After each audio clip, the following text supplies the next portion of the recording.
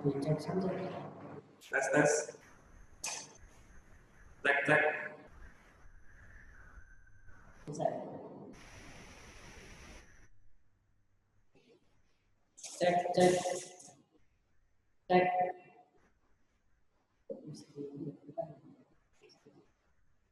Mohon perhatiannya Bapak Ibu peserta dan para siswa KKSI 2020. Belum pemateri menyampaikan materinya, mohon untuk bisa kita cek dulu apakah sound dari SMK Muhammadiyah 1 Sukoharjo dapat diterima dengan jelas.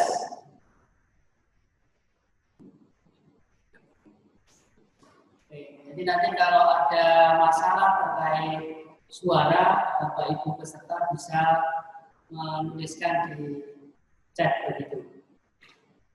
Mengingat waktu sudah menunjukkan pukul 10, maka sesuai dengan jadwal yang sudah kita sampaikan melalui grup WA, kegiatan KKS ini akan kita mulai. Bismillahirrahmanirrahim. Assalamualaikum warahmatullahi wabarakatuh. Salam sejahtera untuk kita semua. Om Swastiastu, Namo Buddhaya, salam kebajikan rahayu. Narasumber yang saya hormati, guru pendamping dan para siswa, peserta camp kreatif pembelajaran daring SMK Indonesia tahun 2020 yang berbahagia.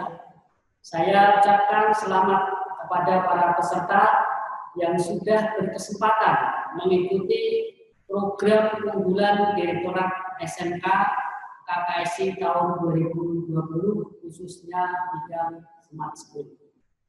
Sebagai pengantar, perlu saya sampaikan sebagai berikut. Yang pertama, bahwa sampai tanggal 3 Oktober tahun 2020, peserta yang terdaftar dalam KKSI bidang Smart School ada 194 tim dari berbagai SMK di Indonesia. Dari catatan kami, ada beberapa SMK yang mengirimkan lebih dari satu tim. Jadi ada 194 tim. Kemudian yang kedua, rancangan pertemuan sesuai dengan web di Direktorat bahwa KKSI pada tahun 2020 dilakukan dalam 8 pertemuan dengan ketentuan 2 pertemuan sudah kita lalui pada minggu kemarin yang diselenggarakan oleh Direktorat SMK, yaitu pada tanggal 28 September 2020 pembukaan KKSI dan disambung pada tanggal 29 September tahun 2020 tentang digital marketing. Bagi para peserta yang baru mendaftar setelah tanggal 29 bisa melihat materi yang sudah kami share di grup WA atau nanti akan kita masukkan dalam video. Jadi tidak menjadi masalah bagi para peserta yang baru mendaftar. Kemudian yang kedua, 6 pertemuan akan diselenggarakan oleh SMK Muhammadiyah 1 Sukoharjo dengan materi tentang kejuruan, yaitu pada bulan Oktober. Yang ketiga, pengampu materi kejuruan terdiri dari 3 unsur. Yang pertama adalah dari guru SMK Muhammadiyah 1 Sukoharjo. Kemudian yang kedua dari IDUKA, yaitu PT Ginartek Sharp, PT BNI Syariah dengan PT Teknologi Kartu Pintar. Kemudian yang ketiga yaitu dari Universitas Duta Bangsa Surakarta.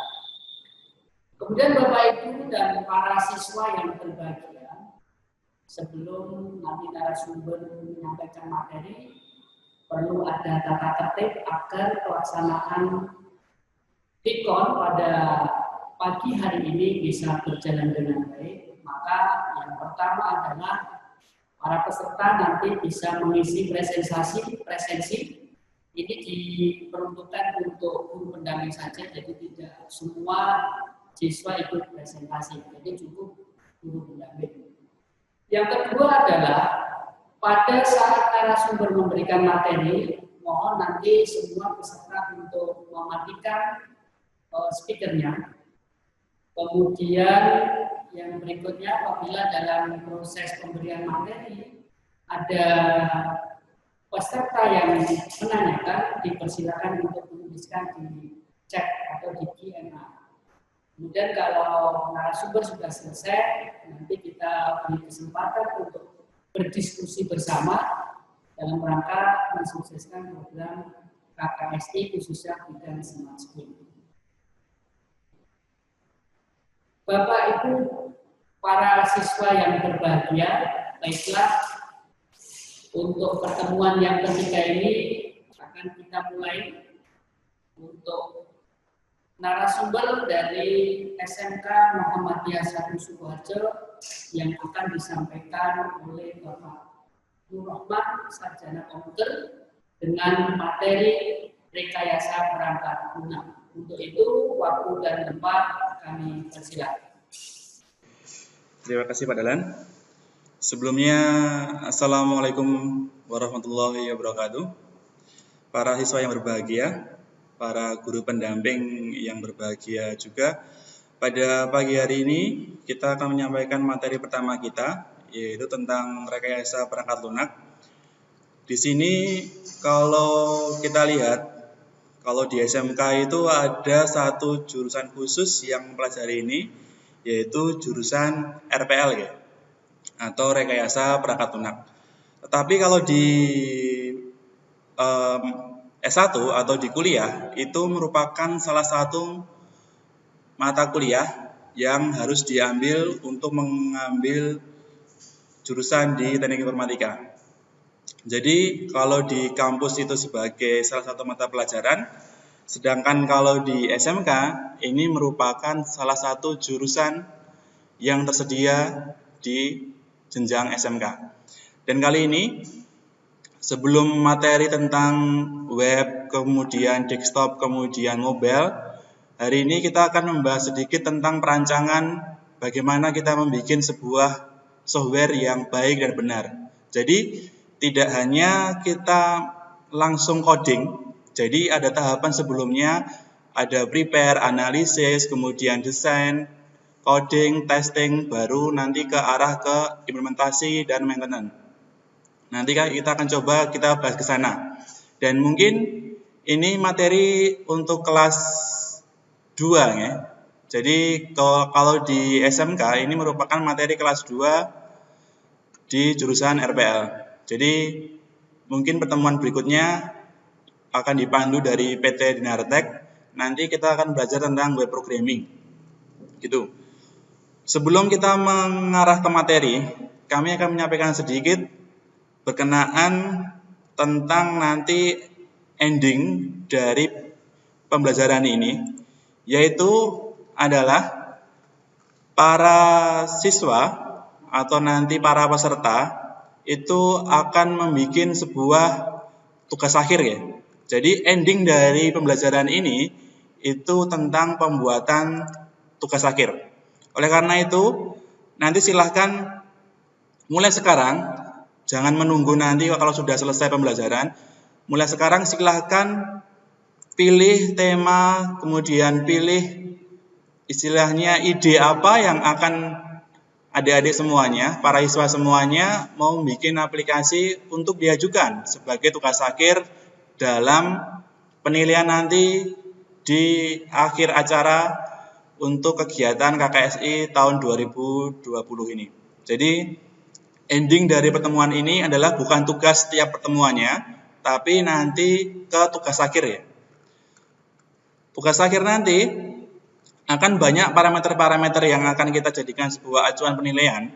Jadi yang pertama, nanti adik-adik semuanya, para siswa akan membuat satu aplikasi yang digunakan dalam lingkup sekolah.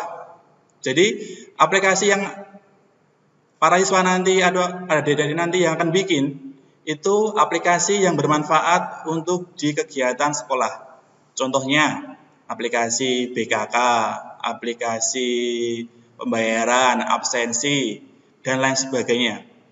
Mungkin saat ini para siswa sudah memulai mencari browsing, searching, dan sebagainya, ataukah studi kasus. Nanti kira-kira aplikasi apa yang akan kita bikin? Ataukah mungkin sekolahnya sudah menerapkan sebuah aplikasi yang ini nanti murni bikinan siswa, bukan aplikasi beli kemudian diatasnamakan sekolah atau kelompok itu.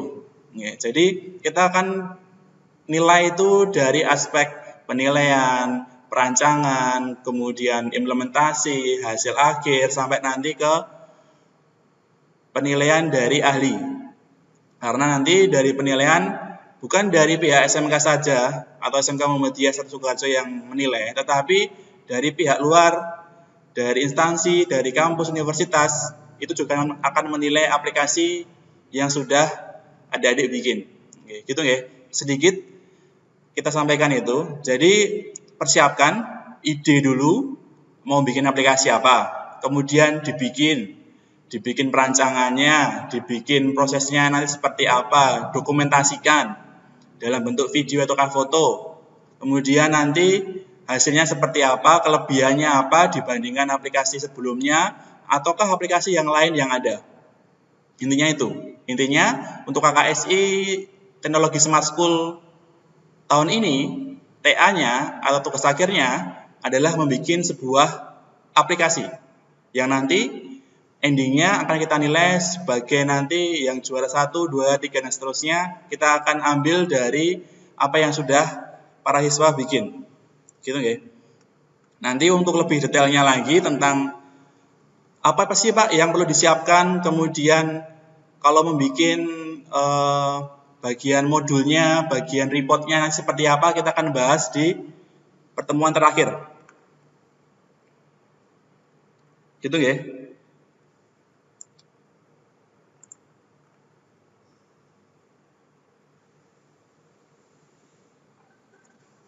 Oke, itu sedikit pengantar kami untuk tugas akhir. Kita akan mulai untuk ke materi ya.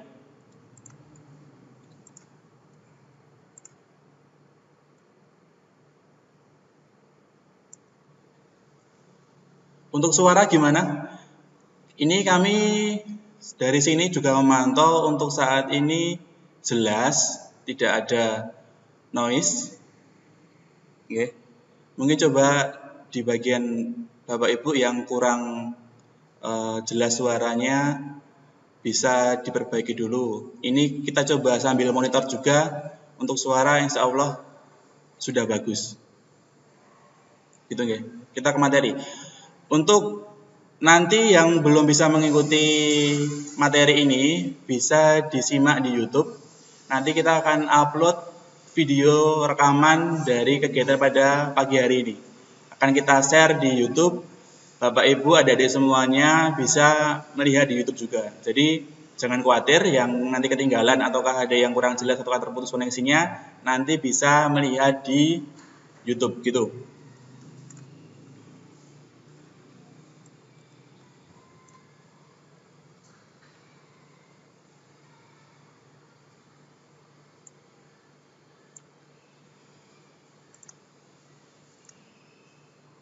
Oke.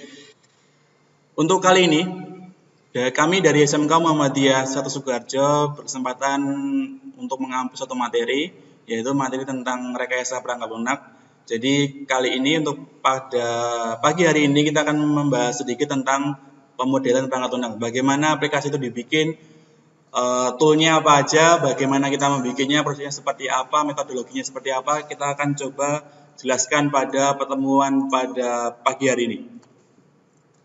Sebelum kita ke materi,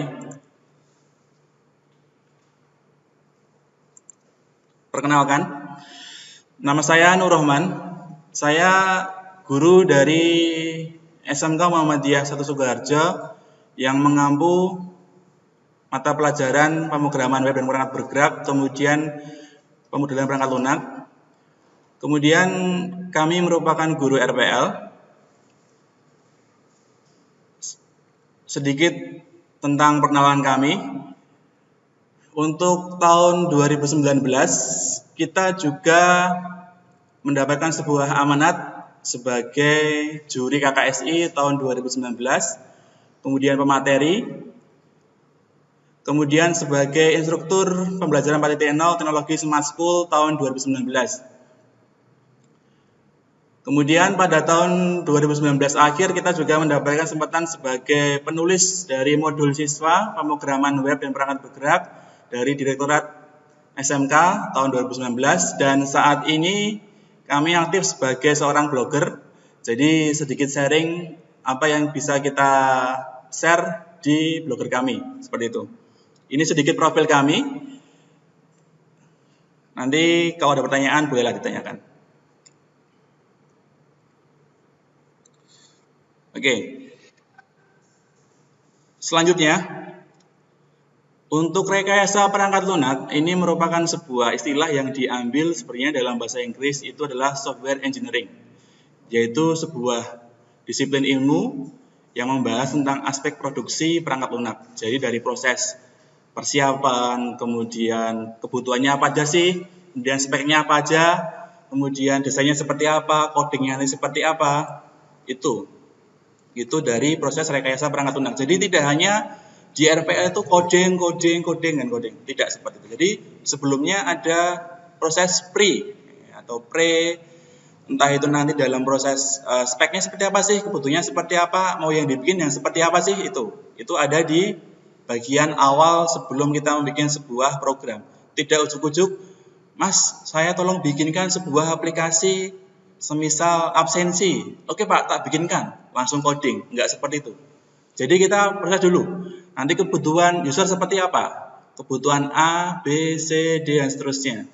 Setelah itu speknya akan seperti apa program itu? Alurnya seperti apa? Alur program kah, alur sistem, alur data, dan seterusnya. Oke, kemudian endingnya, hasilnya nanti kan seperti apa?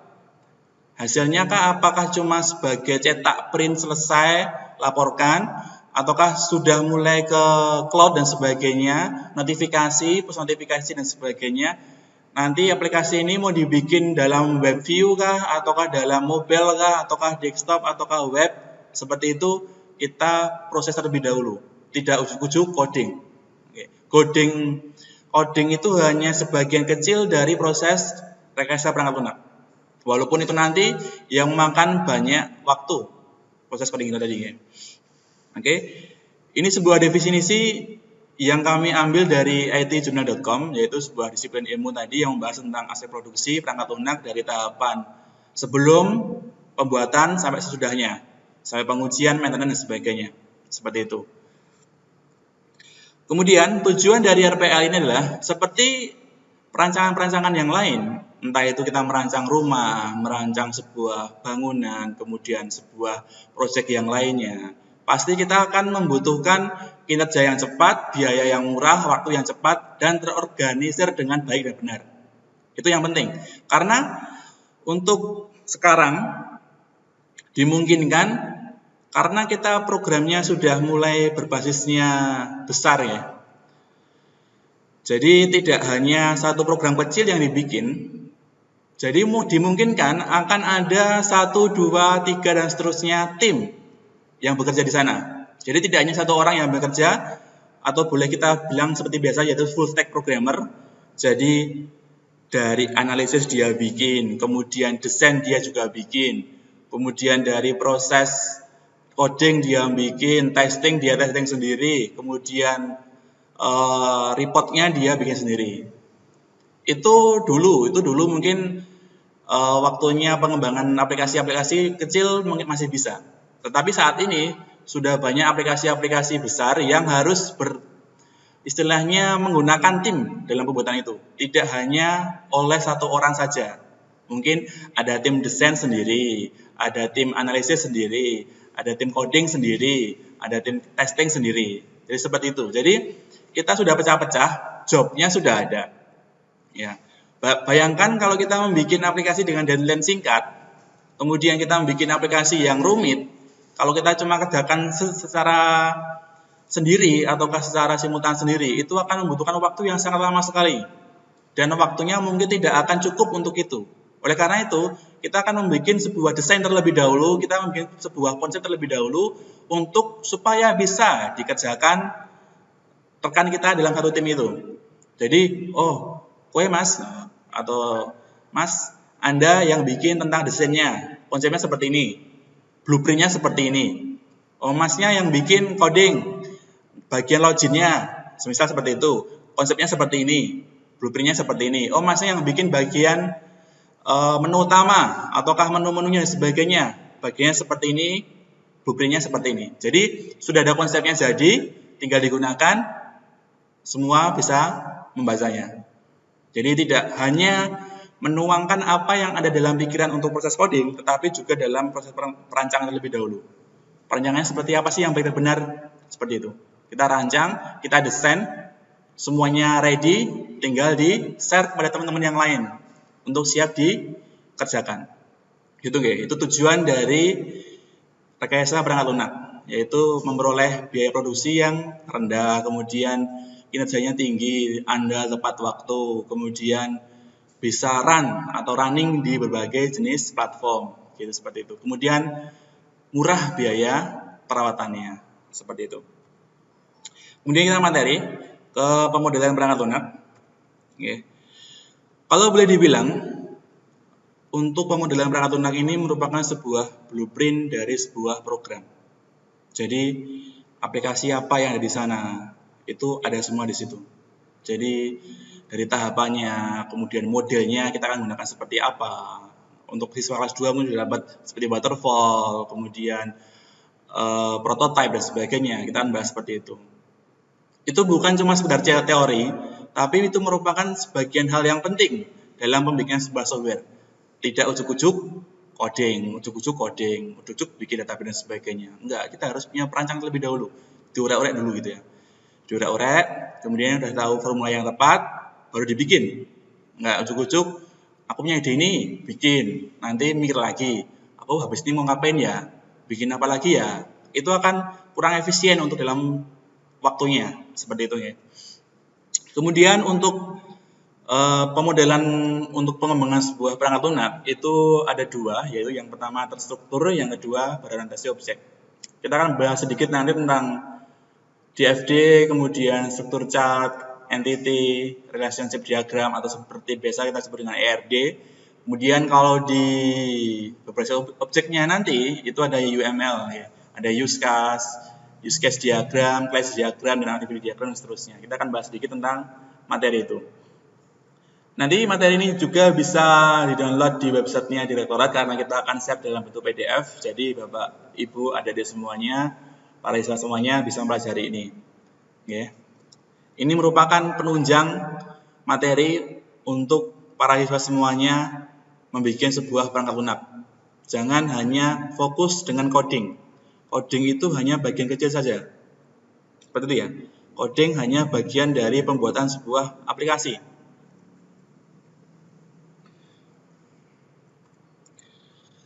Kemudian kita akan membahas satu konsep model atau waterfall model. Ini yang sering digunakan dalam proses pembikinan sebuah aplikasi. Dari analisis, kemudian desain, kemudian pembuatan atau develop coding di sini, kemudian testing, baru ke maintenance.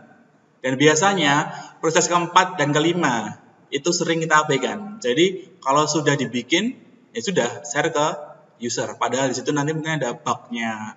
Mungkin kita akan bilang, oh ya Pak, kita akan perbaiki itu untuk bug-nya tadi, kan seperti itu. Jadi semua ada prosesnya. Karena dengan seperti ini, job apa yang akan kita bikin itu akan jelas. Tidak ngambang, tidak habis ini mau bikin apa dan seterusnya, itu tidak akan terjadi seperti itu. Kemudian dengan adanya proses ini itu akan mengurangi kesalahan dari konseptual. Jadi kesalahan-kesalahan yang mendasar itu bisa kita cegah dengan adanya metode ini. Kemudian model ini mengarah pada dokumentasi. Jadi dokumentasi ini akan enak entah itu dokumentasi teknis, instalasi, dan sebagainya. Ataukah nanti arahnya seperti apa, itu akan enak sekali. Jadi tidak hanya fokus dalam coding aja ya, ini prosesnya seperti itu. Jadi kemudian progres dari pembuatan aplikasi itu juga dengan enak dilihat. Sudah sampai mana progresnya, seperti itu. Oke.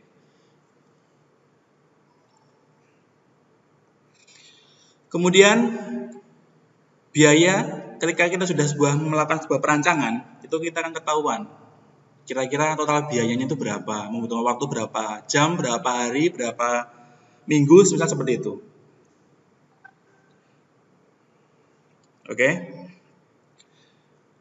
Kita akan mencoba nanti juga melakukan sebuah studi kasus, sebuah aplikasi yang kita bikin untuk bagaimana sih tahapan membuat sebuah aplikasi itu dengan menggunakan metode waterfall tadi. Oke, kita akan ada nanti studi kasusnya. Kemudian untuk alat bantu yang bisa digunakan, yaitu yang pertama, mungkin para siswa sudah familiar dengan namanya flowchart.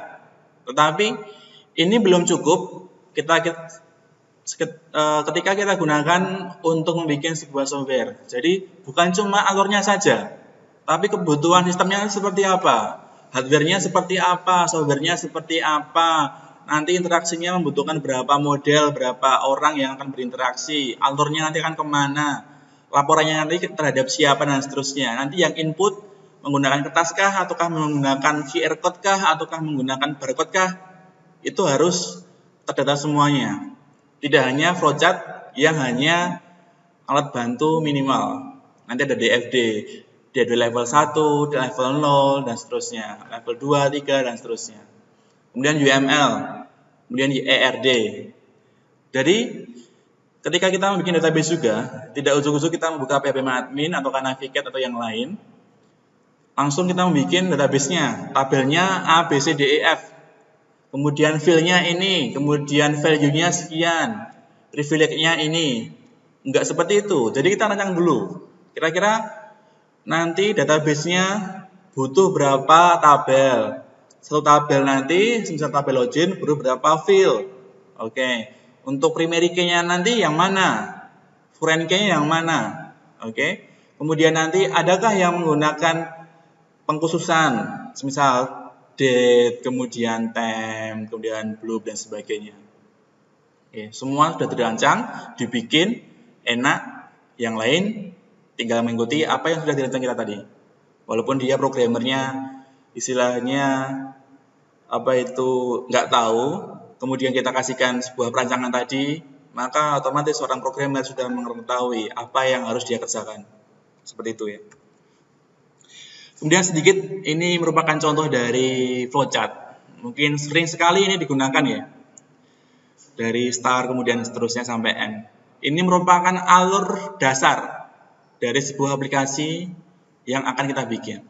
Tetapi kita nggak tahu nanti alur datanya seperti apa, alur prosesnya seperti apa, alur sistemnya seperti apa, dokumentasinya seperti apa, nanti hasilnya apa, kemudian nanti inputannya apa, itu kurang jelas di sini. Jadi kita akan gunakan alat yang lain, entah itu DFD, ERD, kemudian UML, ada lagi Rich Picture, itu bisa kita gunakan untuk itu.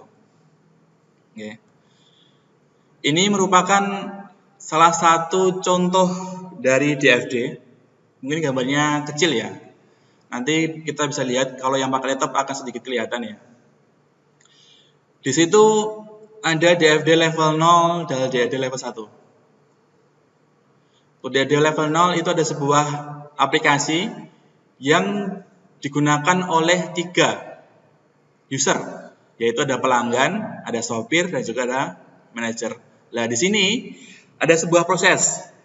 Ya, nah, pelanggan melakukan permintaan pesan, kemudian konfirmasi pesanan melalui sistem. Setelah itu sistem akan memberi informasi itu kepada pelanggannya. Sopirnya menerima informasi itu, kemudian manajernya dapat laporan. Nah, ini proses awal atau DFD level 0 dari sebuah progres. Ini kalau nggak salah ini software tentang taksi ya. Ya. Software taksi online mungkin ya. DOD adalah sebuah notasi untuk menggambarkan arus dari data sistem.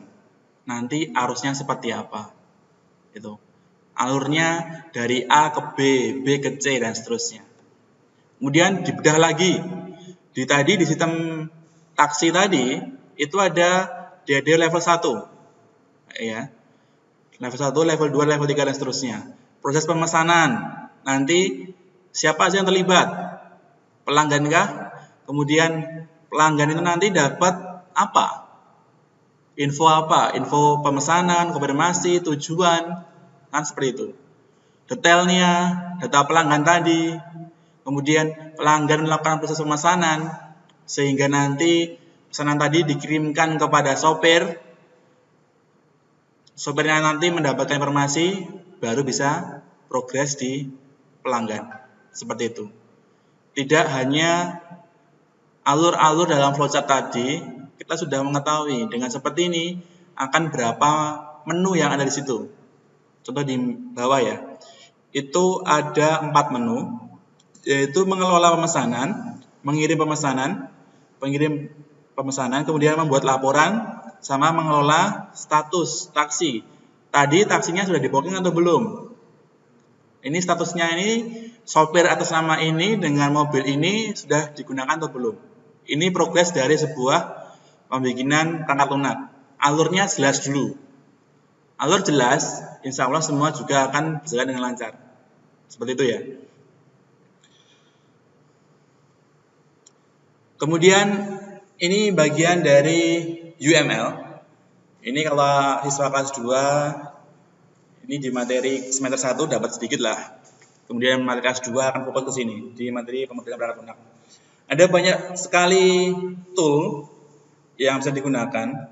Kemudian untuk sistemnya, antara program itu mau menggunakan Visio boleh, Star UML juga tidak apa-apa.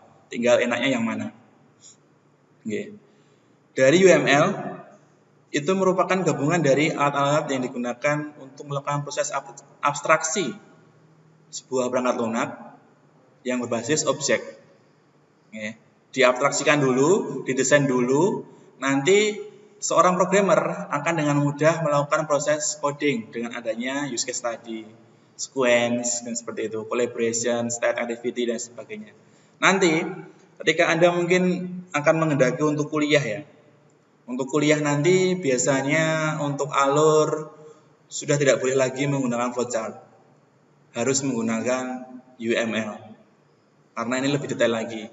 Dipecah lagi, ada alur diagram sendiri, alur data sendiri, alur objek sendiri, alur aktivitas sendiri, seperti itu. Komponennya seperti apa akan ada di sana semuanya. Seperti itu. Kemudian sedikit ini tentang ERD ya, atau Entity Relationship Diagram. Sebelum kita membuat sebuah database, kita akan melakukan sebuah perancangan terlebih dahulu. Nanti membutuhkan berapa relasi sih? Kan seperti itu kan. Butuh relasi berapa, butuh tabel berapa, butuh field berapa, primary key yang mana, itu sudah ada di dalam ERD. Dan ini merupakan hal yang penting dalam sebuah database. Karena database itu ada sebuah konsep di database namanya normalisasi. Jadi bagaimana database itu menjadi sebuah database yang bagus, tidak rancu, tidak penggunaan field-field yang sama berulang-ulang kali, itu akan membebankan sistem database-nya. Kan seperti itu. Jadi kita rancang dulu sistemnya, jadikan dulu perancangannya, baru kita melakukan proses pembuatan database. Jangan ujuk-ujuk langsung buka ppmadmin, ya enggak, seperti itu, buka Navigate, langsung bikin database-nya. Enggak, kita rancang dulu. Kita orek-orek dalam sebuah lembar kertas, tabelnya butuh berapa, nanti field-nya apa aja, nanti kemudian primary key-nya yang mana, kan seperti itu. Ini juga merupakan sebuah alat bantu ya dari ERD tadi untuk membuat sebuah perangkat lunak. Oke, selanjutnya kita akan mencoba untuk studi kasus. Jadi kita akan membuat sebuah aplikasi BKK. Ya, aplikasi BKK ini akan menggunakan metode waterfall model, yaitu dari Sistem Engineering, Analysis, Desain, Coding, Testing, dan Maintenance. Ini saya ambil dari Jogianto ya, dari bukunya Jogianto tahun 2001 untuk Classical Life Cycle. Jadi ini merupakan progres yang paling mudah untuk membuat sebuah aplikasi, entah itu web, desktop, Android, nggak masalah. Yang penting alurnya jelas, sistemnya kebutuhannya jelas, analisisnya jelas, desainnya jelas, codingnya jelas, testing, maintenance, publish, selesai. Tahapnya seperti itu. Oke, kita akan mencoba studi kasus. Boleh sekarang para siswa semuanya juga mencoba sedikit pikirannya, membuka ide ataukah nanti aplikasi apa yang akan jenengan semuanya bikin ataukah adik-adik akan bikin itu nanti mulai sekarang diprogres dulu. Oke, boleh menggunakan waterfall, boleh menggunakan prototype, kemudian boleh menggunakan circle namanya dan yang lainnya bebas. Kalau untuk contoh kali ini kita akan menggunakan waterfall karena ini konsep air terjun itu yang paling mudah untuk diikuti daripada kita membuat prototipe nanti dengan bikin revisi, bikin lagi revisi dan seterusnya. Itu akan membutuhkan waktu yang lama karena konsepnya belum begitu jelas dan akhirnya dengan mubeng terus seperti itu. Walaupun ada juga program yang menggunakan sistem prototipe tadi.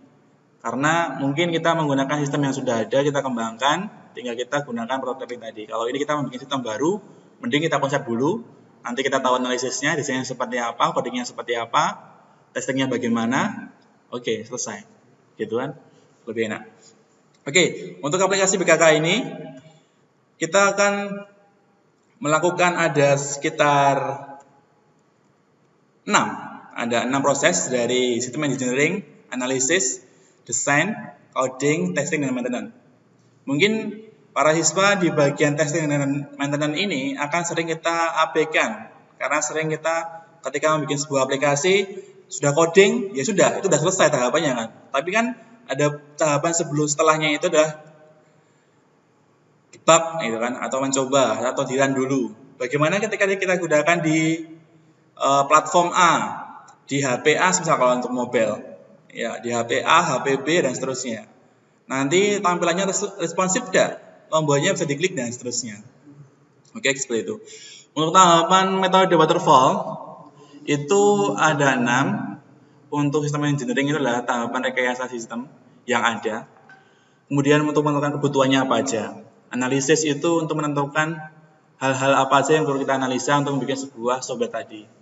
Desain, apa aja nanti desainnya. Desain user, desain admin, dan seterusnya. Kemudian diagram alirnya seperti apa, strukturnya tabel seperti apa, menunya seperti apa, dan seterusnya. Itu sudah kita konsep dulu. Oke. Kebutuhan awal, kita analisis, kemudian kita desain. Selanjutnya, nah di sini, ini seorang programmer akan bekerja di sini. Ya. Kalau di sini tadi, itu pekerjaan seorang analis. Ya.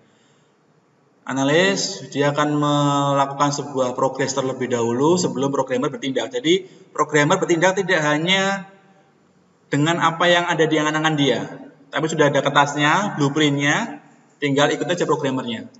Tidak hanya programmer coding dengan apa yang ada di pikiran dia, tanpa adanya sebuah istilahnya cetak birunya gitu. Masa ya ujuk-ujuk bikin database, coding, login, kemudian seterusnya, gitu. Kemudian untuk tahapan sistem engineering untuk di aplikasi BKK tadi ya, aplikasi BKK tadi akan digunakan untuk apa sih sebenarnya? Nah, untuk menginformasikan lowongan pekerjaan yang secara otomatis, berarti menggunakan notifikasi ya kepada siswa, seperti itu. Kemudian kalau di aplikasi BKK Bursa Kerja Khusus nih, inginnya kan setiap alumni itu setelah selesai sekolah, dia inginnya bekerja atau inginnya kuliah. Dan karena SMK kan fokusnya bekerja. Jadi info lowongan alumni atau lowongan pekerjaan yang bisa di-share kepada alumni itu merupakan sebuah data yang harus cepat tersebar kepada alumni. Karena mau tidak mau itu merupakan sebuah hal yang penting bagi alumni untuk mendapatkan sebuah informasi lowongan pekerjaan. Oke, itu sudah bagian dari sistem engineering-nya. Aplikasi BKK itu untuk apa nantinya? Untuk menginformasikan lowongan pekerjaan yang secara otomatis di-share kepada siswa tanpa membuka aplikasinya. Jadi ada push notifikasi di sana. Ada notifikasi pada siswa, semisal di HP-nya, tuning, gitu kan, ada lowongan baru dan seterusnya. Nah, kita desain seperti itu. Mungkin usernya inginnya seperti itu kan, nah kita bikinnya seperti itu juga. Yang penting nanti alumni terhubung dengan internet. Nah, itu nanti basisnya web kah, kemudian mau menggunakan mobile kah, dipersilakan. Kemudian dari aplikasi BKK tadi, kira-kira ada apa aja sih fitur-fiturnya? Ada fitur apa aja? Ada fitur info lowongan pekerjaan, ada info pendaftaran, ada informasi laporan, kemudian informasi lowongan pekerjaannya, ada info pendukungnya, kemudian pendaftaran, notifikasi informasi, pemberian informasi lowongan pada admin. Nah, ada 1, 2, 3, 4, 5, 6, 7, 8. Ada 8 fitur. Nah, dari ini para siswa nanti sudah bisa mengetahui kira-kira saya butuh database berapa.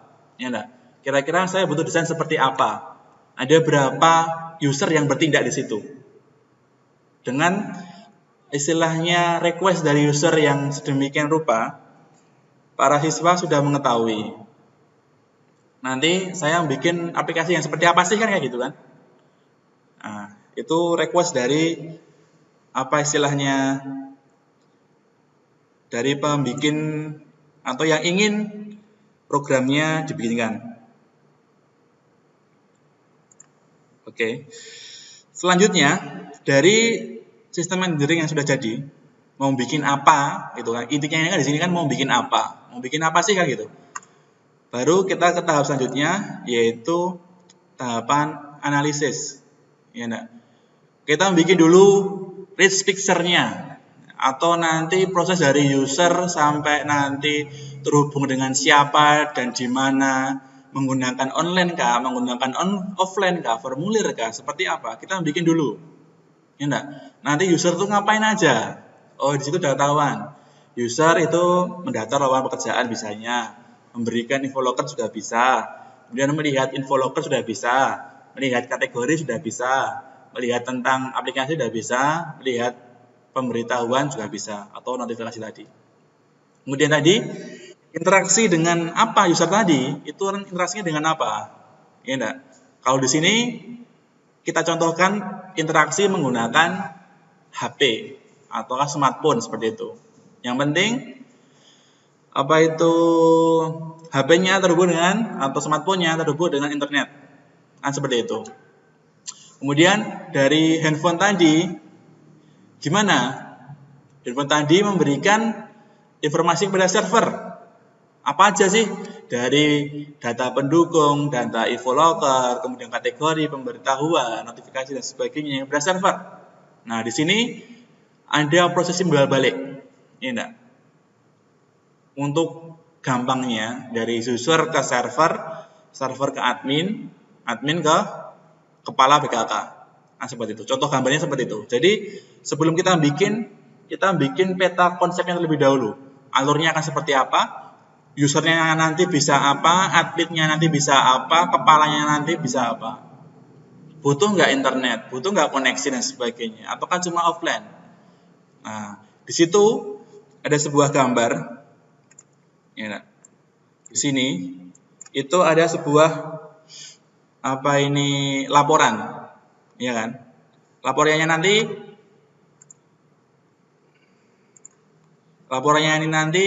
kalau dengan gambar seperti ini, maka laporannya menggunakan manual atau dicetak atau di print. Karena dokumen itu juga berharga ketika ada print out-nya, bukan cuma sistem aja. Seperti itu ya. Kan seperti itu. Ini alur paling istilahnya mudah dari sebuah sistem yang akan kita bikin nanti. Jelas usernya atau penggunanya seperti apa, berapa orangnya, ada berapa kategori tadi. Kalau seperti ini, maka kita akan bisa membuat sebuah pemilahan di sebuah nanti di sistem loginnya itu ada 3. Ada user, ada admin, ada kepala untuk loginnya. Kan seperti itu. Nah, ini gambaran awal untuk sistem apa yang kita bikin ya. Kemudian di tahapan ini juga Anda harus melihat terlebih dahulu itu analisis kelemahan sistem. Kira-kira nanti kalau di wirausaha ada namanya SWOT, SWOT itu ya. Kemudian ada lagi itu nanti ketika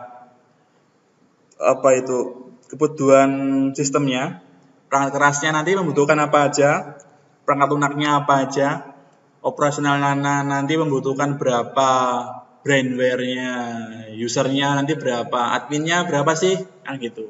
Itu harus kita analisis terlebih dahulu. Oke, ini untuk pengembangan aplikasi ini, karena ini berbasis mobile, maka membutuhkan perkiraan HP dengan spek sekian, RAM-nya sekian, ROM-nya sekian, ada koneksi internet dan sebagainya. Kemudian membutuhkan sebuah server. Servernya kan seperti apa?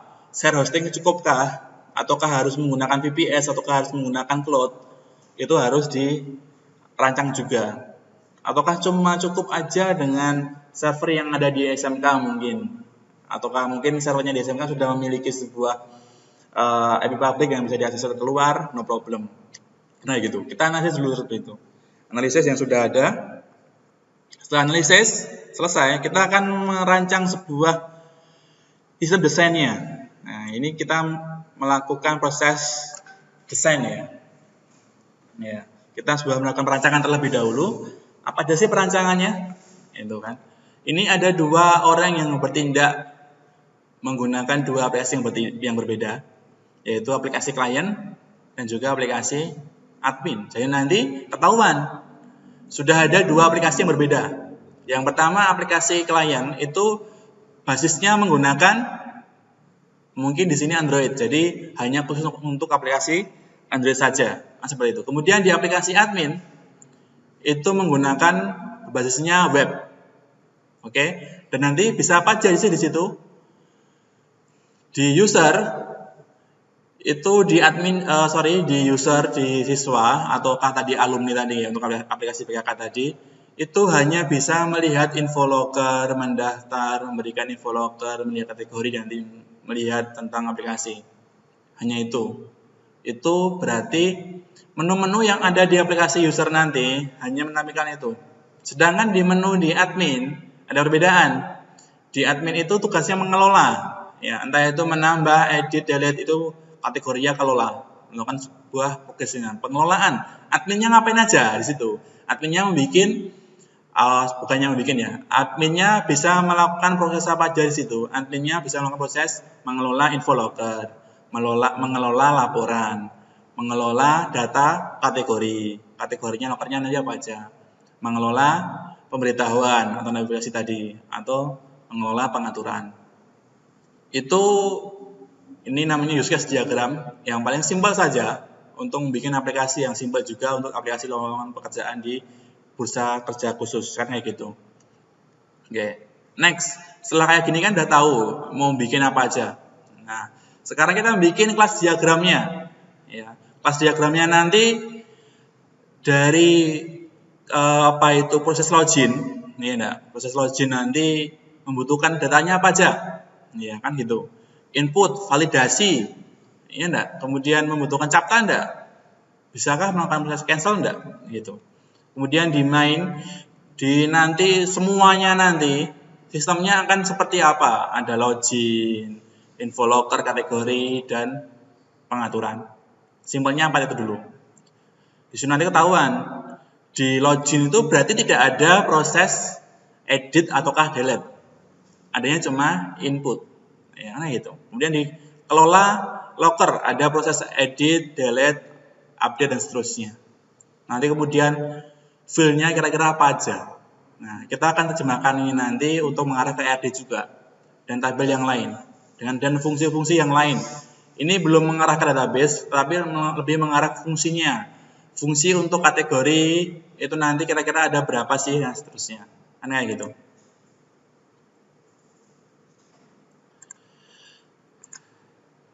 Next. Nah, sekarang kita akan membuat perancangan database-nya. Ini merupakan perancangan yang paling simpel. Sebelum kita ke ERD, sebelum kita membuat di PHP-Admin, kita akan rancang dulu. Entah itu menggunakan Visio boleh, Star UML juga tidak masalah. Kemudian menggunakan Word, ataukah mungkin ada yang menggunakan Corel dan sebagainya. Tapi kita bikin dulu sebuah desain perancangannya. Strukturnya, tabel nanti apa aja. Kemudian yang digunakan nanti file-filenya seperti apa. Jangan cuma kita membuatnya ngawur dan ternyata tidak digunakan data itu kan mubazir. Itu kan ada apa istilahnya data sampah yang di sana yang seharusnya tidak diperlukan di sebuah sistem. Kita contohkan ada satu tabel ya. Ini merupakan desain tabel locker ya, dari alumni. Itu ada filenya apa aja sih gitu kan? Ketahuan kan ini ada berapa? Ada 1, 2, 3, 4, 5, 6, 7, 8. Ada 8 fil. Dan tipenya apa aja kira-kira? Oh ini untuk ID ini integer. Kemudian primary key. Kira-kira primary key-nya nanti dia auto increment enggak? Auto isi enggak? Ataukah kita manual filenya? Kan gitu. Kemudian nanti judulnya berapa, nama perusahaan dan seterusnya, gaji dan seterusnya dan sebagainya. Ini merupakan contoh sedikit dari perancangan tabel dari sebuah database. Nanti dengan para siswa membuat berapa tabelnya nanti. Kalau ada 10 tabel, bikin kayak gini 10 juga. Walaupun dengan satu database saja cukup. Ataukah, Pak, ini kayaknya membutuhkan 2 database yang terpisah. Tidak masalah. Bagaimana relasinya, join-nya bagaimana. Bagaimana sih kita mengambil data dari 2 database. Bagaimana kita relasinya dari 2 tabel dan seterusnya. Nah gitu. Kita bikin itu, konsep dulu semuanya. Matangkan, baru kita proses coding. Kemudian, ini bagian dari sistem desainnya. Nah, kalau tadi kan desain database-nya, ya kan? Relasinya, alurnya itu seperti apa? Ini ada 5 tabel, tabel login, tabel info locker, kegiatan, pendaftaran sama alumni. Nah, ini artinya titik 1 itu apa? Primary key, titik 2 itu apa? Foreign key, gimana ngambilnya? Dan seterusnya. Datanya nanti akan seperti apa? Itu akan ada di situ semuanya. Oke. Dengan seperti ini, bagian database kreator ataukah nanti sebenarnya kan ada bagian sendiri ya yang mengurusi di bagian database ini. Karena kita di RPL kita harus belajar semuanya. Dari perancangan database, coding sampai testing kita harus belajar semuanya. Kan kayak gitu. Kalau kayak gini udah paham kan? Kira-kira kan apa yang akan dibikin dengan data yang dari sini tadi. Nah, data yang dari sini akan ketahuan. Oh ini, saya membuat tabel ini, kemudian desainnya seperti ini, filenya seperti ini, value-nya seperti ini. Kan gitu. Kemudian ini ERD-nya ya. Mohon maaf, gambarnya terlalu kecil karena ini terlalu banyak entity-nya atau file-nya, jadi gambarnya kecil-kecil. Jadi tahu dulu nanti login ini dengan kegiatan kira-kira relasinya menggunakannya apa. Kan kayak gitu. Kemudian dari info locker ke login nanti apa. Setelah siswa tadi memperolehkah, mendapatkankah dan seterusnya. Kemudian di alumni nanti itu kegiatannya ngapain, menyebarkan locker kah atau mendapatkan locker kah, seperti itu. Dengan sistem yang ada seperti ini akan sangat mudah sekali. Oh ini ternyata ada yang kurang, kita tambah. Oh ini saja nggak penting, ini nggak guna, ini untuk apa ini, buang aja, udah ketahuan juga.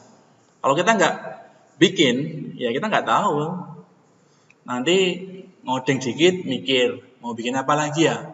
Kemudian bikin database bentar, mikir lagi. Kira-kira habis ini apa ya?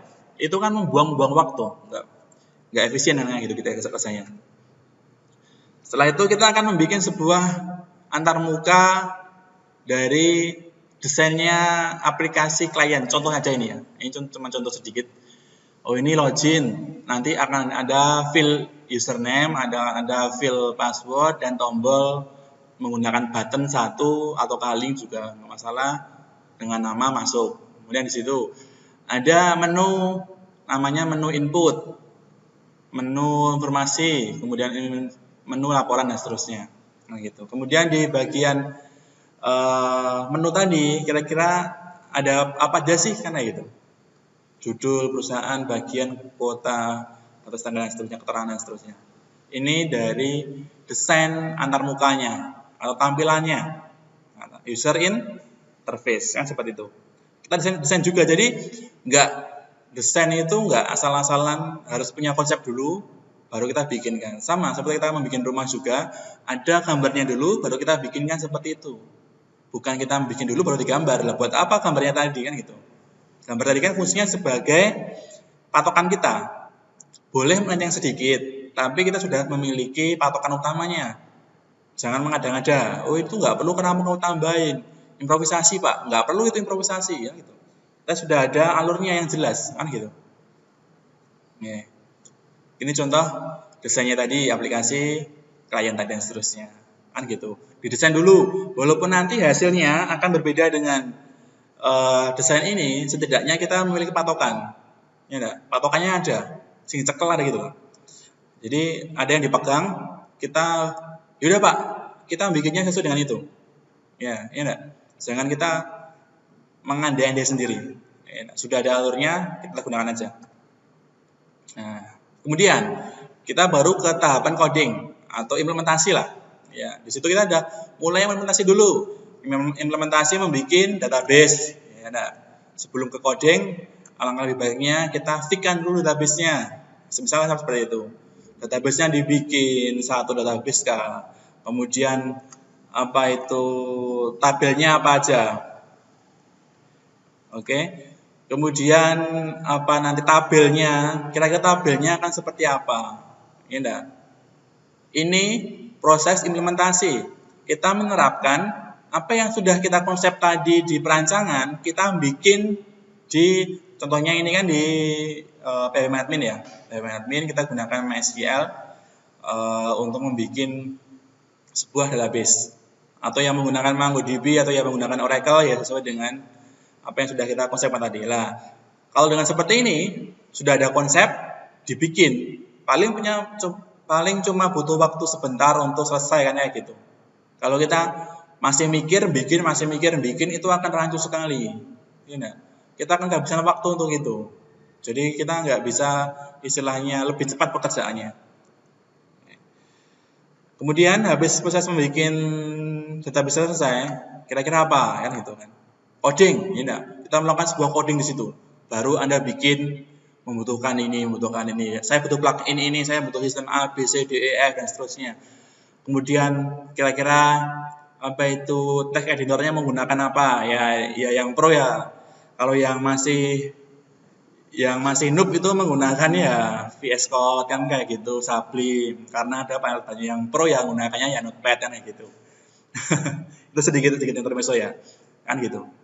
Entah Anda menggunakan Sublime, kemudian menggunakan VS Code bebas, ataukah mungkin akan menggunakan Adobe Dreamweaver dan seterusnya, itu juga sesuai kebutuhan Anda aja. Atau Atom dan seterusnya. Kayak gitu. Kira-kira aku enak yang mana sih kayak gitu? Ya yang sudah hafal semua skripnya, nggak perlu menggunakan alat bantu yang ada di Sublime sama di VS Code, bisa menggunakan Notepad. Ya udah. Notepad++ masih terlalu mudah itu Pak, saya mau menggunakan Notepad aja yang biasa itu, ya udah apa-apa, boleh itu, yang penting anda bisa paham dan seterusnya. Ya, itu ya, ini baru proses pelaksanaan membuat sebuah aplikasi codingnya seperti apa. Ya. Setelah coding, nanti kira-kira hasilnya seperti apa? Oh, kayak gini Pak hasilnya, contohnya aja ya, ini sebuah contoh aja. Oh, tadi ada input, ada apa itu screen server, kemudian ada menu, ada lowongan, kayak gitu. Tadi contoh dari aplikasinya yang sesuai panduan apa yang kita bikin, ya enggak? Bikinnya apa? Hasilnya harus dengan dasar itu tadi.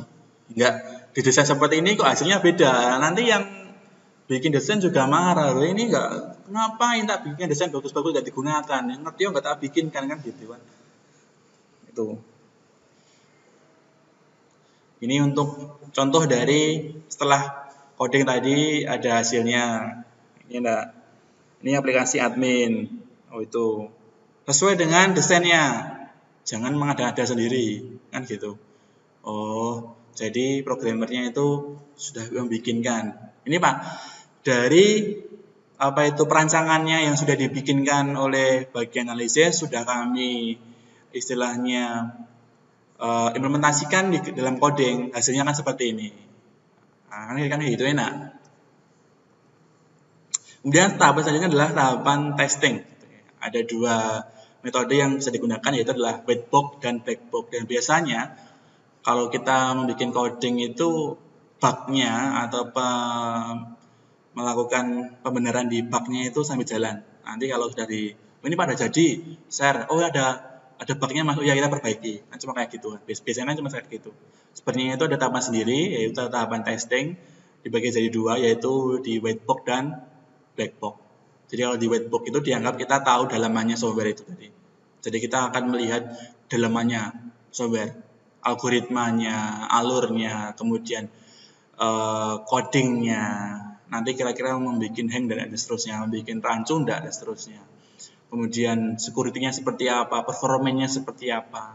Kalau di black box kita nggak tahu aplikasi itu. Jadi kita sebagai pengguna, anggap aja kita sebagai pengguna, kita lakukan sebuah testing. Kira-kira tanpa kita mengetahui isi program tadi, kita bisa menggunakan program itu dengan lancar enggak? Ada masalah enggak? Kemudian yang dilihat apa aja sih? Oh ini kok tampilannya kurang bagus ya? Nah itu baru diperbaiki. Oh ini kok fungsionalitasnya kok kurang mengena gitu. Kenapa kok harus dari sini ke sini lagi? Kenapa nggak langsung ke sana kan seperti itu? Kan ketahuan juga. Kemudian outputnya nanti seperti apa? Aku input seperti ini, outputnya seperti apa? Itu kan kelihatan juga.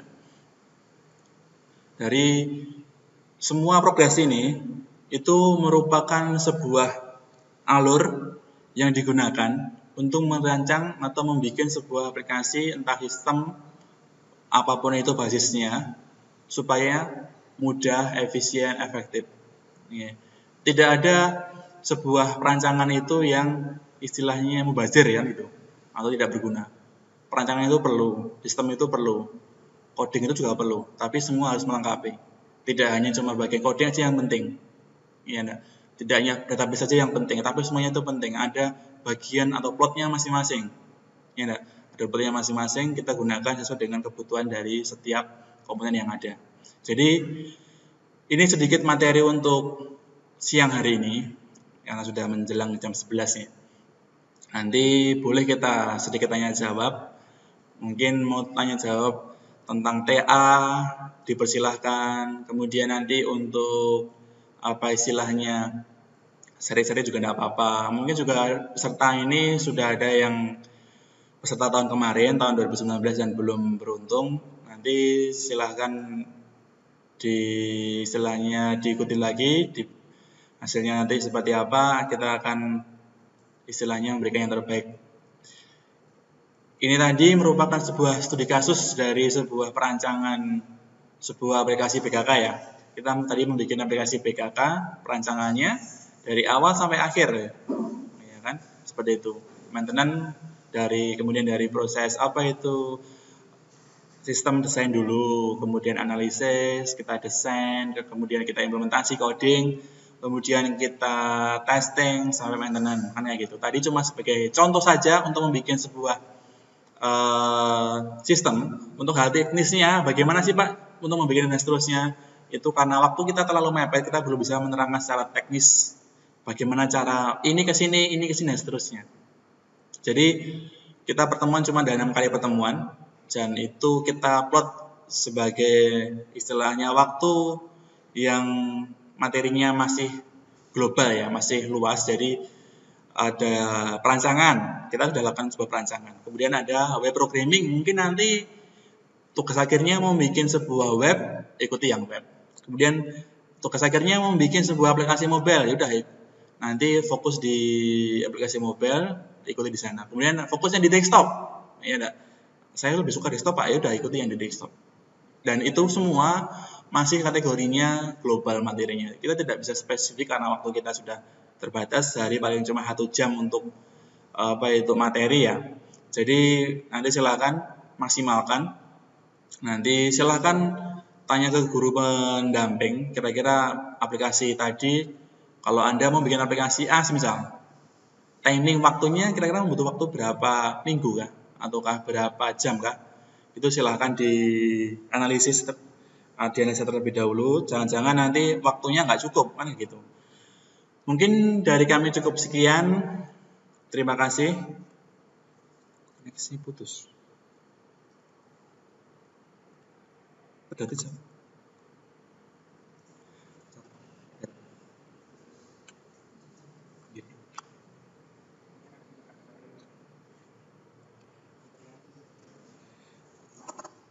Oke, sudah nyambung. Udah nyambung. Udah. Oke, itu mungkin sedikit yang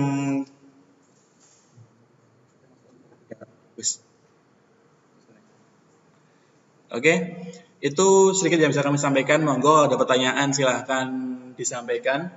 Kita tunggu di kolom chat ya. Oke. Ini ada pertanyaan.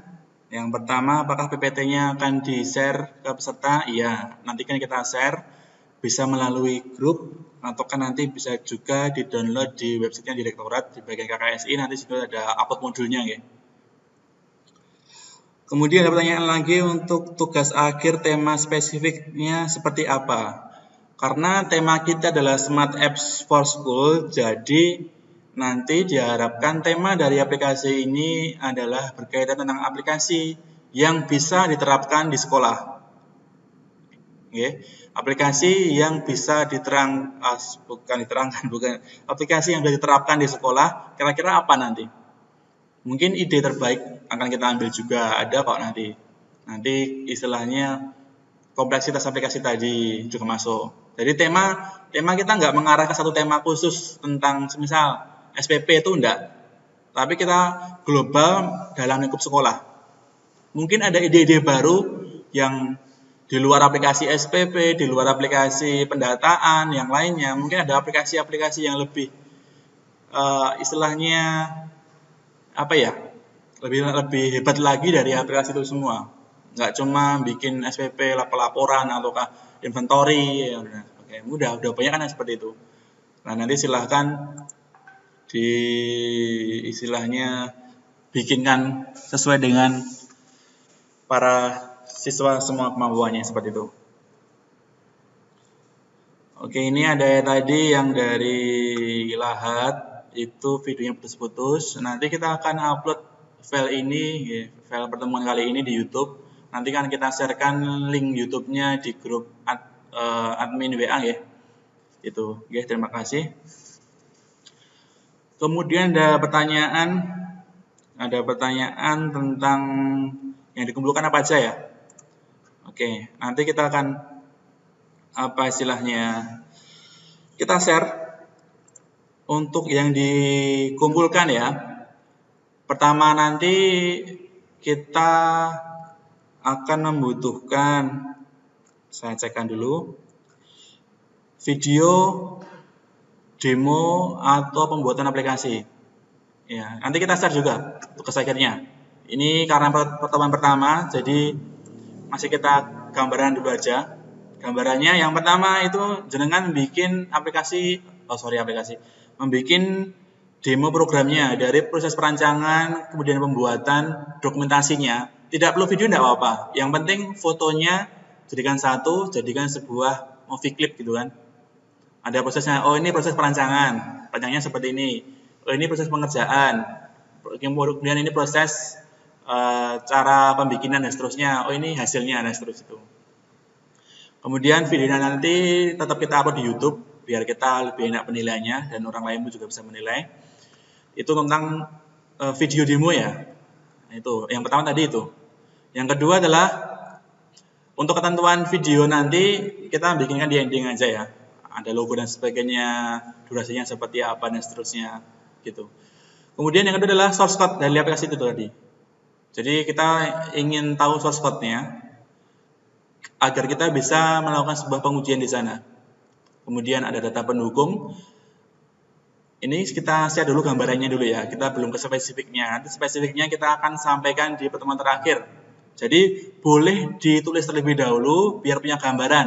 Yang pertama bikin video, ya kan? Karena ini akan digunakan sebagai panduan kita untuk diupload di YouTube tadi. Kemudian ada biodata guru pembimbing dan siswa. Biodatanya lengkap. Formatnya akan kita siapkan formatnya. Ada di semuanya, nanti tinggal ngisi. Ada foto kegiatan, jadi benar-benar itu pembikinannya. Ada file perancangannya nanti, kan gitu. File perancangan UML, ERD, DFD dan seterusnya. Ada itu poin lebih maka. Jadi bikinnya program nggak ujuk-ujuk kan. Jadi sesuai dengan apa istilahnya, apa yang ada di sini tadi. Kemudian manual instalasinya. Kira-kira nanti kalau digunakan oleh orang awam bisa nggak install? Aneh itu. Misal di web, Anda adik-adik semuanya membuat aplikasi berbasisnya web. Maka kira-kira orang awam itu mau upload di hosting, ataukah nanti caranya login, konfigurasinya nanti, kira-kira biar bisa itu seperti apa? Nah, kemudian nanti semua file tadi yang sudah ada diupload di form yang akan kita sediakan. Nah, nanti formnya akan kita sediakan di pertemuan terakhir seperti itu ya. Itu gambaran dulu untuk istilahnya apa-apa yang perlu kita siapkan untuk KKSI tahun 2020, tugas akhirnya seperti itu. Untuk pertanyaan platformnya bebas, tidak ada batasan, mau web boleh, desktop boleh, mobile boleh. Atau jenengan mau bikin ketiga-tiganya juga tidak apa-apa, lebih bagus lagi, ya enggak? Entah jenengan mau bahasa pemrograman apa bebas, mau PHP, mau Python dan sebagainya, ataukah mau pakai Kotlin, Visual Studio dan sebagainya, bebas, tidak ada ketentuan.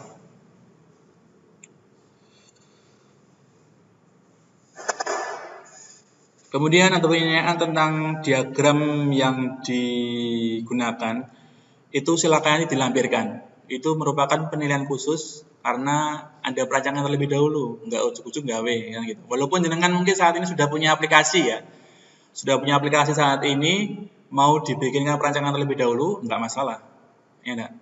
Jangan terbiasa kita itu melakukan sebuah apa istilahnya tindakan itu tanpa sebuah perancangan, ya. Dan biasakan untuk ada perancangan terlebih dahulu. Formatnya apa? Nanti dalam bentuk PDF ya. PDF boleh, Word juga nggak apa. Yang penting ada proses perancangannya tadi. Ya, ada proses perancangannya. Nanti kita untuk formnya kita hadirkan di pertemuan terakhir. Oke.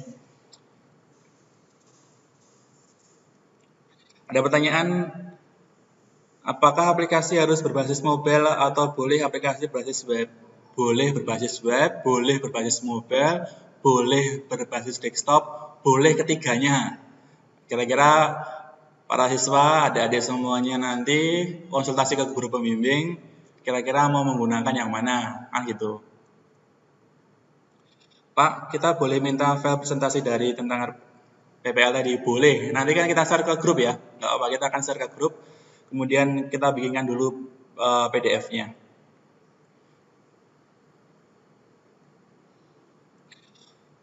Untuk di bagian ini, di bagian proses testing dan pengujian keamanan aplikasi, ini tahapan kita, karena waktu kita cuma sebulan, jenengan tidak perlu melakukan sampai di bagian testing ataukah di maintenance, cukup di bagian coding saja. Oke, dari sistem requirement, analisis, desain, coding. Nah, nanti kita akan yang melakukan sebuah pengujian di sana. Oke, kita akan lihat di sana. Jadi para siswa nggak perlu sampai melakukan proses istilahnya apa ya, testing tadi nggak perlu. Ya, itu cuma kita tadi nge-share tahapan aja software yang benar-benar. Nah, ini tahapan para siswa nanti fokus sampai di tahapan coding.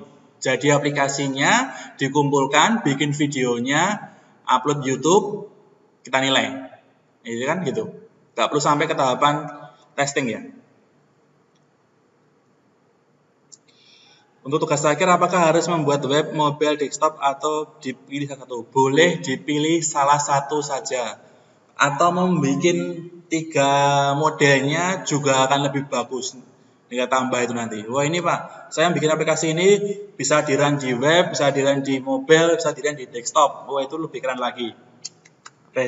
Apresiasi tambahan itu nanti ya. Untuk framework, Pak, untuk framework yang digunakan apakah harus PHP? Enggak. Kalau yang di mobile kan berarti kalau nggak pakai web viewer berarti menggunakan misal di Android Studio ya, itu ada Java, ada Kotlin, bebas Anda menggunakan yang mana terserah. Kita di sini adalah endingnya adalah aplikasinya. Ya, endingnya adalah aplikasinya walaupun nanti penilaiannya ada di bagian perancangan juga. Oke, seperti itu.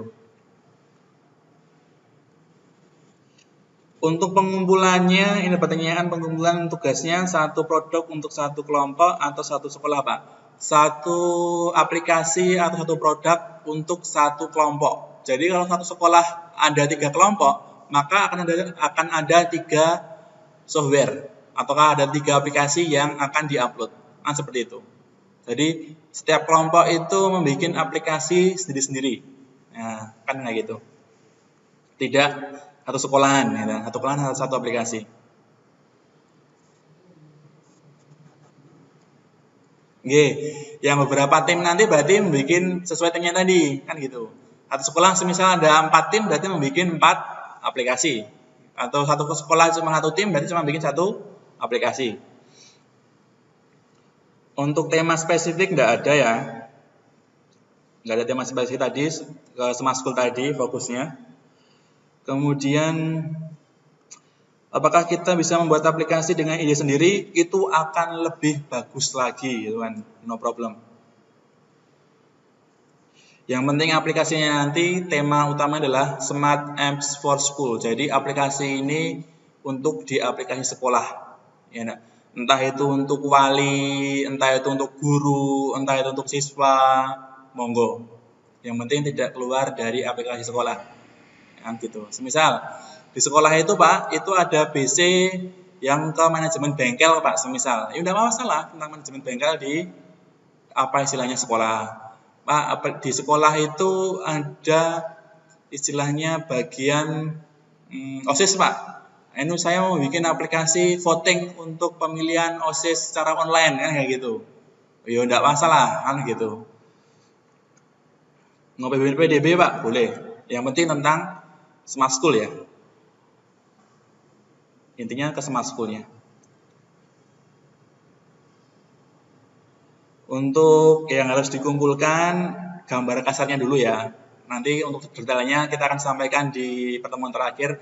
Yang pertama video proses, kemudian videonya nanti tentang proses, coding sampai hasilnya. Oke. Kemudian nanti perancangannya, biodata, guru dan siswa. Kemudian modulnya. Modulnya nanti digunakan oleh orang awam. Kira-kira orang awam itu nanti bisa menggunakan tanpa harus tanya kepada pembikin aplikasi tadi. Untuk perancangannya seperti apa, kita kembalikan kepada sekolah. Inginnya yang seperti apa. Gitu. Lebih lengkap nilainya, maka otomatis akan lebih tinggi. Di checkpointnya kita akan lengkap semuanya. Oh, di FD ada, UML ada, ERD ada, use case ada, sequence ada. Kan ada checklistnya nanti kan. Nah, seperti itu. Boleh pakai framework? Sangat boleh sekali. Kenapa tidak boleh? Kan gitu. Sekarang sudah zamannya framework, sudah kita ikuti framework aja. Untuk framework nggak harus PHP, bebas dengan, atau mungkin aplikasinya nggak memerlukan server programming ya nggak usah pakai PHP kan, mungkin cuma HTML aja atau kamu menggunakan jQuery, no problem, malah keren. Nah itu. Kalau web boleh pakai framework, boleh, sangat boleh sekali, nggak masalah.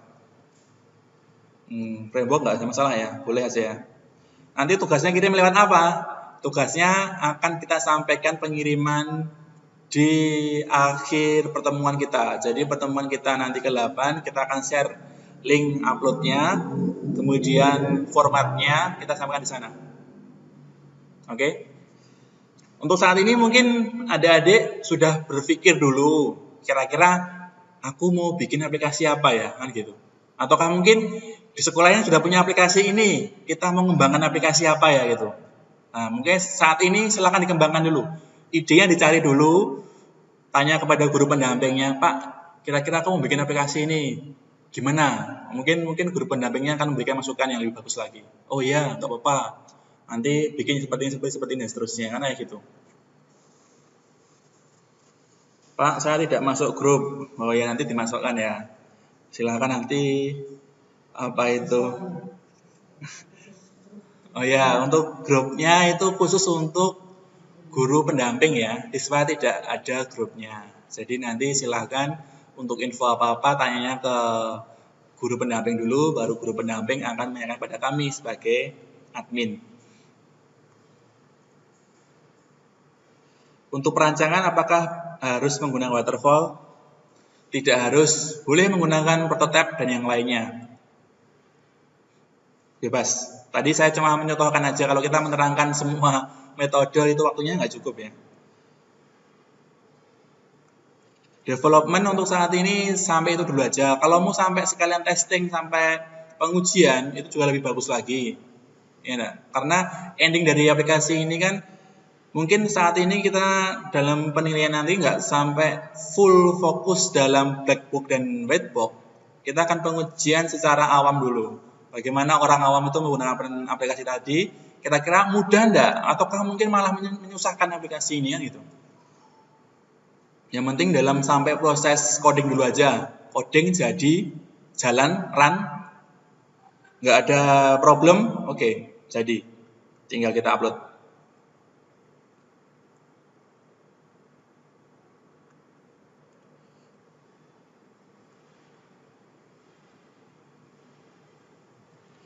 Untuk kriteria aplikasi untuk sekolah, mau ruang lingkup sekolah boleh, mau ruang lingkupnya global, semisal Pak ini aku mau bikin aplikasi untuk menggantikan ruang guru, ya enggak apa-apa kalau bisa kan gitu. Oh ini mau bikin aplikasi e-learning tingkatnya nasional Pak, nanti biar Pak Presiden pakai aplikasi saya, ya enggak apa-apa ya, siapa tahu nanti hasilnya dari adik-adik nanti diapresiasi sama direktorat kemudian sampaikan ke Pak Presiden, oh ini nanti learningnya pakai dari SMK mana, itu kan keren kan gitu.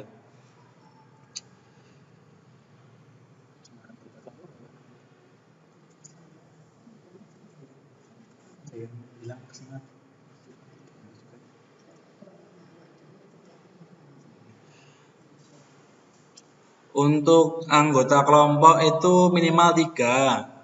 Jadi jangan banyak-banyak juga, mungkin 5 lah. Mungkin nanti satu kelas anggota kelompok semua nanti. Nanti mungkin yang dapat sertifikat ya 3 itu mungkin. Ya jadi 3 aja, nggak usah banyak-banyak nanti. Aku takutnya yang dari direktorat cuma memberikan 3 sertifikat, nanti yang lainnya loh, aku milu nggak dapat sertifikat sendiri kan gitu. Ya, 3 aja ya. Ya nanti semoga istilahnya kalau ada yang 5 mungkin semoga dapat semua ya alhamdulillah lah gitu. Ini rule-nya aturan apa ya? Mungkin aturannya lebih diperjelas lagi pertanyaannya.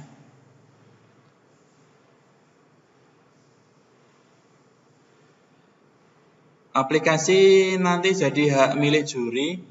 Untuk sampai saat ini mungkin hak cipta nggak begitu kita istilahnya gunakan, jadi itu tetap hak milik jenengan semuanya. Kita cuma menilai saja kok.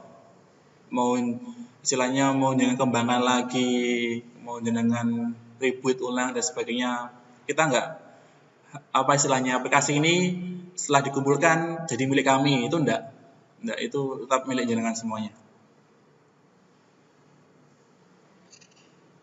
Pak, kalau aplikasi ternak lele berbasis IoT itu boleh Pak.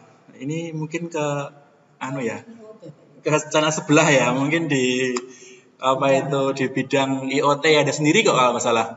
Jadi larinya ke IoT aja. Ini fokus ke smart school ya. Ternak lele, oh ya bagus juga nih. Bisa mungkin ikut juga di Internet of Things, ada map ada bidang sendiri untuk IoT. Untuk framework sudah kata jawab lagi ya, karena sudah jelas tadi. Native boleh, framework boleh, bebas. Untuk pertemuan, karena ini materinya untuk siswa, dibisakan atau diusahakan siswanya mengikuti. Tujuan dari sebuah perancangan perangkat lunak. Dari tujuannya adalah kita membuat sebuah perancangan untuk membuat aplikasi. Jadi tidak hanya asal bikin, ada tahapannya terlebih dahulu. Untuk bimbingan tugas akhir nanti sama sama guru pembimbing ya. Kita hanya bagian penilaian.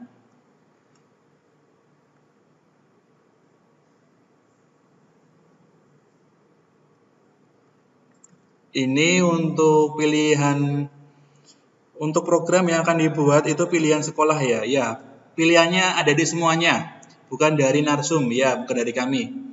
Misal kita mau buat aplikasi pengendalian dokumen pakai framework, boleh sekali. Jenengan yang bikin ide, jenengan yang bikin program, kita yang nilai. Nah, gitu aja. Enaknya gitu.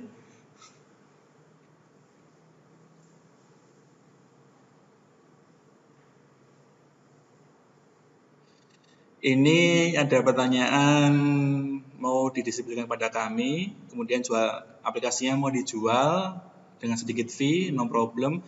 Juri tidak akan menyebarluaskan source code, tidak akan kita sebarluaskan lah. Ini cuma untuk penilaian saja. Anda mau jual bebas, kan? Itu hak Anda juga.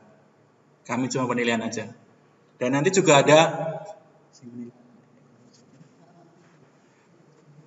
ya, nanti ada satu poin yang penilaian lagi, itu ada namanya penilaian nilai ekonomis. Jadi kalau aplikasi itu sudah pernah dijual atau sudah pernah digunakan beberapa sekolah misalnya, ataukah sudah dijual kemana dan laku dan dibeli, itu akan ada nilai khusus.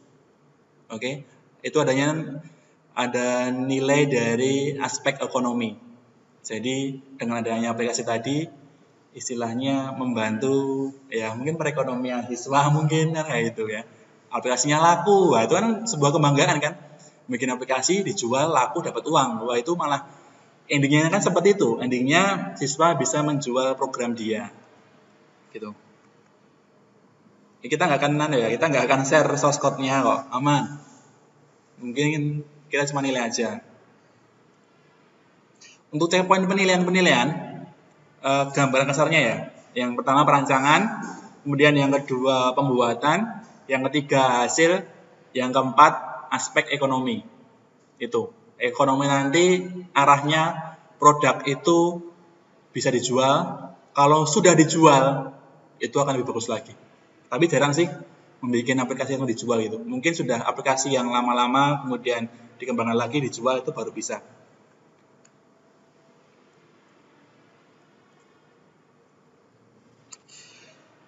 Siswa yang sudah terdaftar, mungkin kalau untuk ganti peserta, oh ya, untuk kalau dari kelompok itu mau ganti siswanya, silahkan Bapak Ibu pembimbing pendampingnya suruh WA Pak Dalan ya, yang ada di grup pendamping itu untuk apa? Ini saya mau ganti siswa, gitu. Karena kalau diinput lagi di sistem akunnya double nanti. Langsung WA aja biar nanti Excel-nya lebih jelas lagi. Tadi apa yang perlu dikirim sudah saya jelaskan, nggak perlu saya jelaskan lagi. Untuk detailnya nanti kita tunggu di pertemuan terakhir ya, pertemuan ke-8. Pak ini kan bebas kan bahasa pemrogramannya bebas, boleh menggunakan mobile, web, desktop, ketika-ketika juga boleh pakai framework, boleh pakai apapun itu, sementing nggak WDW, itu kan, sering bikin sendiri, nggak aplikasi orang di atasnamakan jenengan, itu nggak boleh. Yang penting kreativitas para siswa. Itu mungkin pertanyaannya sudah habis. Ada yang belum dijawab pertanyaannya? Silahkan kirimkan lagi. Kalau sudah, mungkin akan kita tutup untuk pertemuan pada siang hari ini. Cukup?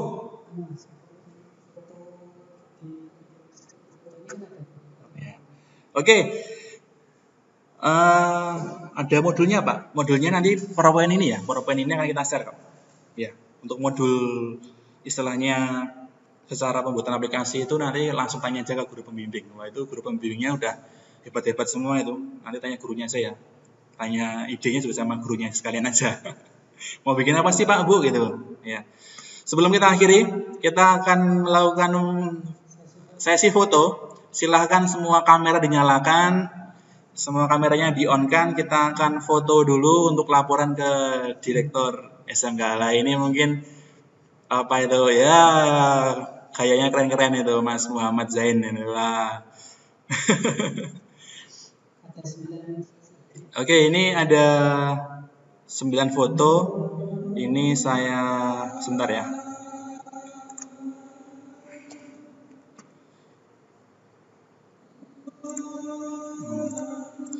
Oke, sudah nyala semua? 1, 2, 3. 1 dulu.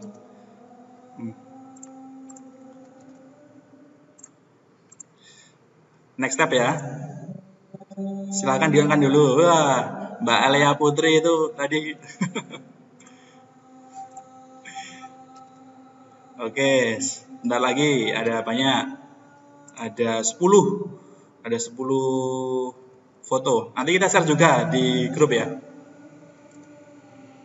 4. Sebentar. Di-on-kan dulu kameranya biar bisa kita print screen.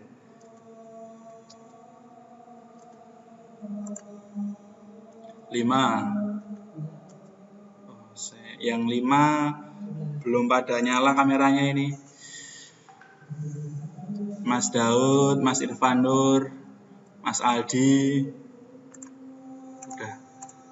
Yang lainnya nggak dinyalakan kameranya. Ya mungkin itu nanti yang sudah dinyalakan kameranya akan kita kirim fotonya di grup WA pendamping. Untuk sekian dari kami, mungkin Pak Dalan mohon maaf. Oke.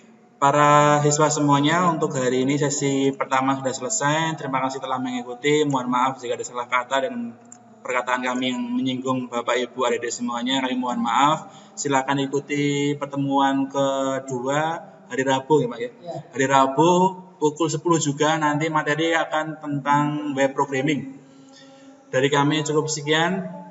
SMK bisa, SMK hebat, SMK bisa hebat. Nanti terima kasih. Silakan ikuti pertemuan berikutnya. Dari kami cukup sekian. Assalamualaikum warahmatullahi wabarakatuh. Kita tutup dengan bacaan alhamdulillah. Alhamdulillahirabbil alamin. Assalamualaikum warahmatullahi wabarakatuh.